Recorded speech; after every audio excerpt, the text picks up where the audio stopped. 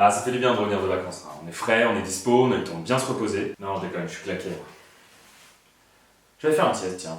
Bon, allez, quand faut y aller, faut y aller. On repart pour un tour avec de nouveaux épisodes, tout beau, tout neuf, dont le premier commence maintenant. Aujourd'hui, on va parler de Roulette Russe. Roulette Russe, c'est un album d'Alain Bachung, le second, sorti en 79 chez Philips, et dans lequel on retrouve le très célèbre tube Gabi oh Gabi.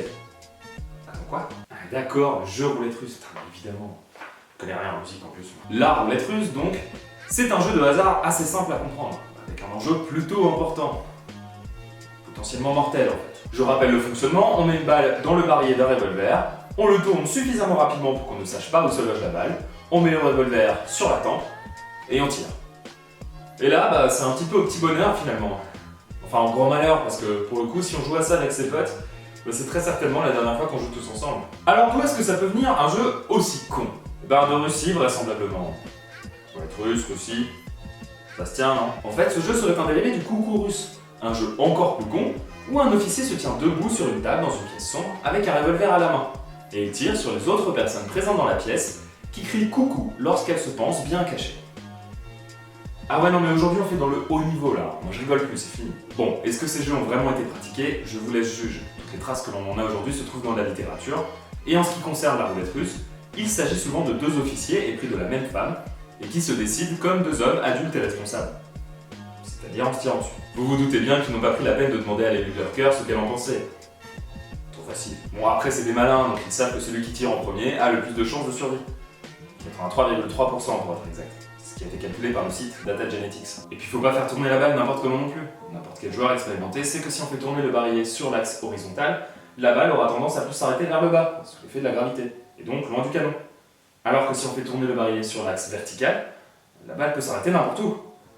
Et là c'est chaud. Attendez, mais je vous dis ça moi, mais vous allez pas y jouer, hein. Non, mais parce qu'il y en a qui le font. Et forcément, il y en a qui perdent.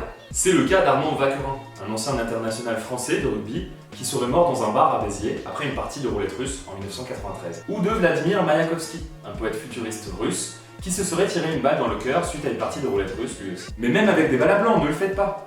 En 1984, John Eric Exum, un acteur alors au sommet de sa gloire, a mimé une partie de roulette russe sur le plateau du tournage sur lequel il était. Manque de bol, la balle à blanc a fracturé une partie de son crâne qui a provoqué une hémorragie interne et sa mort quelques jours plus tard. Au final, mieux vaut ne pas y jouer du tout, hein. C'est un conseil tout bête, mais pour rester en vie, ça marche plutôt pas mal. Bon, bien sûr, c'est un des jeux que l'on retrouve beaucoup au cinéma. Forcément, avec toute la tension que ça crée, c'est hyper efficace en matière de dramaturgie. Je suis sûr que vous avez forcément un exemple en tête, hein. La haine, Voyage au bout de l'enfer, American Pie... Hein? Mais tout ça, c'est de la fiction.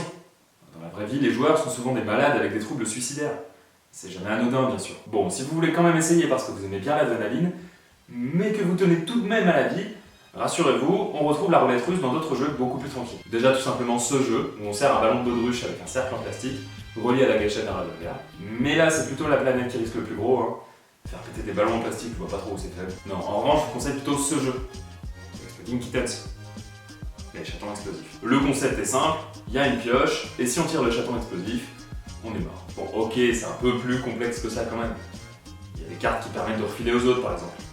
Ça, c'est marrant. Sinon, il y a la roulette à toupie que je viens de mettre en place cet été. Et j'en profite d'ailleurs pour remercier YouTube qui m'a permis de mettre à bien ce grand projet.